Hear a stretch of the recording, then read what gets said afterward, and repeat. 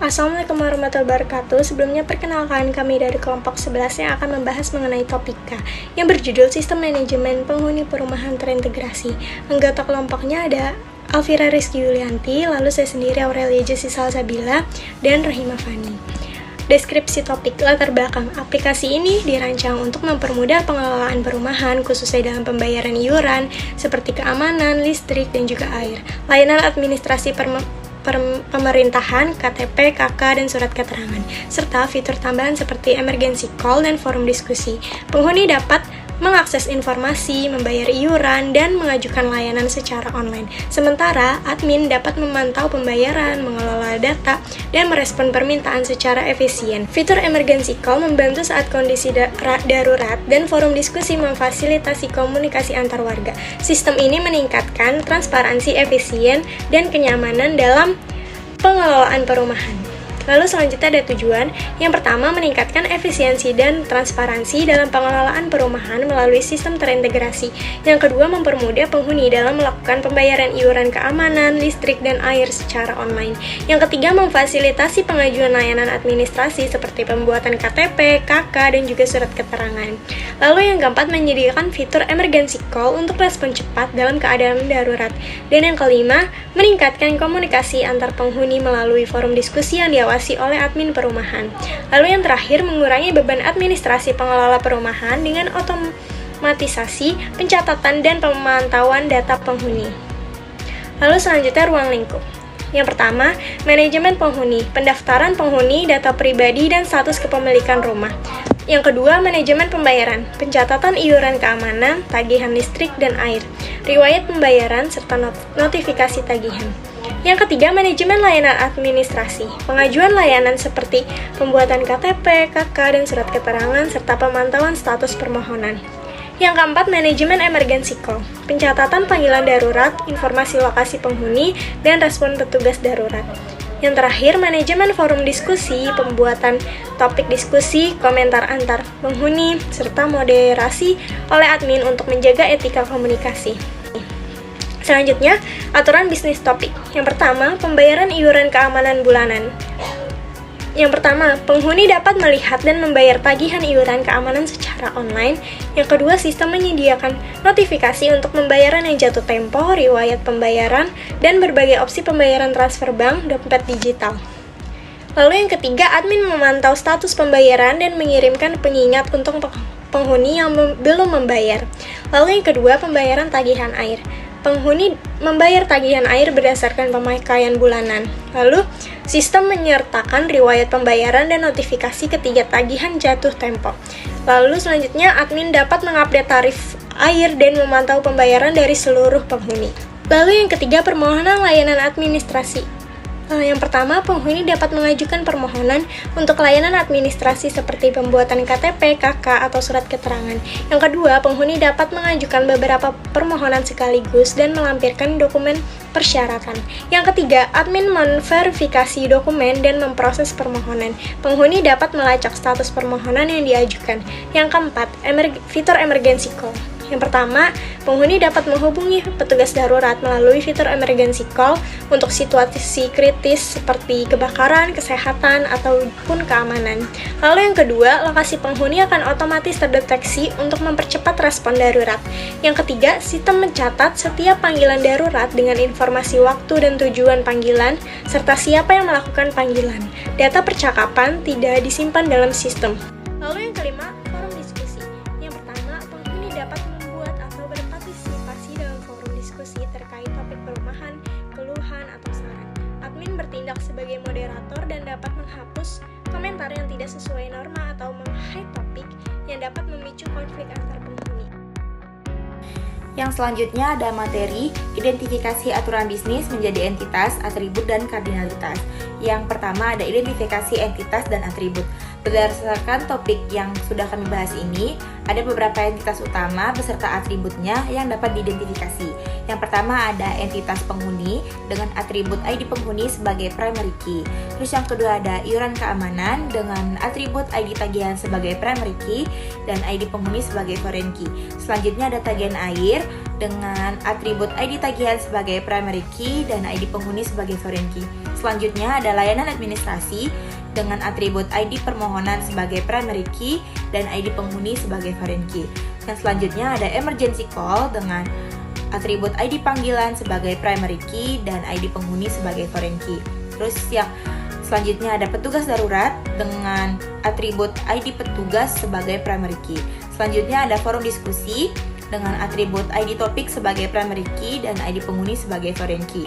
Selanjutnya ada komentar forum dengan atribut ID komentar sebagai primary key dan ID topik serta ID penghuninya sebagai foreign key. Selanjutnya ada moderator di mana atribut ID moderator sebagai primary key. Selanjutnya ada identifikasi relasi dan kardinalitas. Setelah entitas dan atribut sudah ditentukan, langkah yang bisa dilakukan selanjutnya adalah menentukan hubungan antar entitas dan aturan kardinalitasnya.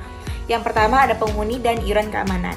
Setiap penghuni dapat memiliki banyak tagihan iuran keamanan dan setiap tagihan iuran keamanan hanya terkait dengan satu penghuni. Jadi kardinalitasnya adalah one to many. Selanjutnya ada penghuni dan tagihan air, di mana setiap penghuni dapat memiliki banyak tagihan air dan setiap tagihan air hanya terkait dengan satu penghuni. Jadi kardinalitasnya adalah one to many.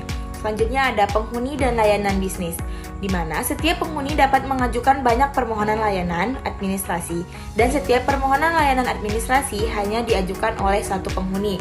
Jadi kardinalitasnya adalah one to many. Selanjutnya ada penghuni dan emergency call. Setiap penghuni dapat melakukan banyak panggilan darurat dan setiap panggilan darurat hanya dilakukan oleh satu penghuni. Kardinalitasnya one to many.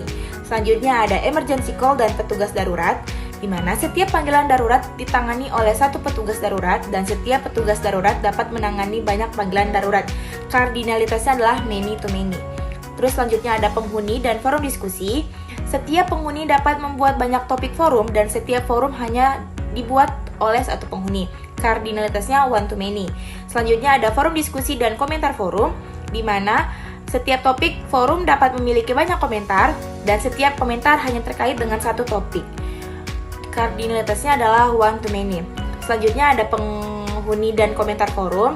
Setiap penghuni dapat menulis banyak komentar dan setiap komentar hanya ditulis oleh satu penghuni. Kardinalitasnya adalah one to many. Dan yang terakhir adalah moderator dan forum diskusi. Setiap moderator dapat mengawasi banyak topik forum dan setiap topik forum dapat diawasi oleh banyak moderator. Kardinalitasnya many to many. Yang selanjutnya akan dilanjutkan oleh rekan saya. Pertama-tama saya akan menjelaskan mengenai Entity Relationship Diagram atau ERD yang telah kami susun berdasarkan aturan bisnis dan juga kebutuhan data dalam sistem. Totalnya ada 9 entitas utama yang berhasil kami identifikasi, yaitu ada penghuni, tagihan, permohonan layanan, emergency call, petugas darurat, forum diskusi, komentar, moderator, dan juga tugas petugas darurat. Selain entitas utama tersebut, kami juga membuat entitas relasi tambahan seperti moderator forum untuk mengakomodasikan hubungan many-to-many antar moderator dan juga topik diskusi. Dalam ERD ini, hubungan antar entitas dapat digambarkan dengan relasi dan juga kardinalitas. Misalnya, setiap penghuni bisa memiliki banyak tagihan atau satu emergency call bisa ditangani lebih dari satu petugas dan satu petugas juga bisa menangani banyak panggilan atau juga satu penghuni dapat menulis banyak komentar dalam forum. ERD ini menjadi dasar konseptual yang sangat penting sebelum masuk ke tahap desain logis. Translasi ERD ke skema relasi. Setelah ERD selesai, kami mentranslasikannya menjadi konseptual data model atau CDM. Pada tahap ini, setiap entitas diubah menjadi tabel relasi lengkap dengan atribut-atribut yang telah ditentukan. Kami juga mulai menetapkan primary key untuk tiap tabel dan foreign key untuk membangun hubungan antar tabel. Contohnya, tabel penghuni memiliki ID penghuni sebagai primary key dan tabel tagihan memiliki ID penghuni sebagai foreign key yang menunjukkan bahwa satu penghuni ini bisa memiliki banyak tagihan. Untuk relasi many-to-many seperti antara emergency call dan petugas darurat, kami buatkan tabel bernama tugas petugas darurat dengan composite key dari ID panggilan dan juga ID petugas. CDM ini menjadi representasi awal struktur database kami sebelum ditransformasikan secara logis dan juga teknis. Tahap berikutnya adalah membuat Logical Data Model atau LDM. Di sini kami mulai mendefinisikan atribut dengan tipe data yang sesuai, serta menambahkan constraint seperti not null atau batas panjang string, misalnya varchar 100, dan juga desimal 10,2 untuk nilai tagihan. Setiap tabel ini sudah dilengkapi dengan primary key untuk identifikasi unik, foreign key untuk menjaga integritas antar tabel, dan beberapa tabel memiliki composite key seperti moderator forum dan juga tugas petugas darurat. Struktur ini siap untuk diimplementasikan ke dalam DBMS seperti MySQL atau PostgreSQL. Untuk memperjelas bagaimana satu tabel bekerja dalam sistem, saya akan memberikan contoh singkat menggunakan tabel penghuni. Tabel penghuni menyimpan data setiap warga yang tinggal di perumahan. Atribut-atribut yang digunakan yaitu ada ID penghuni sebagai primary key, ada nama alamat, nomor telepon, email, status kepemilikan, dan juga status aktif. Data penghuni ini menjadi dasar untuk hampir semua transaksi di sistem, seperti pencatatan tagihan, pengajuan layanan, hingga partisipasi dalam forum diskusi. Contohnya ketika seorang penghuni login ke dalam sistem, datanya diambil dari tabel ini, dan saat dia mengajukan layanan atau menulis komentar, ID penghuni digunakan sebagai foreign key di tabel lain. Dengan demikian, integritas dan keutuhan data dapat selalu dijaga. Kesimpulan yang dapat diambil adalah dari IRD yang telah kami buat, sistem manajemen penghuni perumahan dapat mempermudah pembayaran, layanan administrasi, emergency call, dan forum diskusi secara online. Admin dapat memantau data dan aktivitas penghuni secara efisien dengan struktur basis data yang terintegrasi, yang mana sistem juga mendukung pengelolaan rumah yang cepat dan transparan serta responsif. Terima kasih.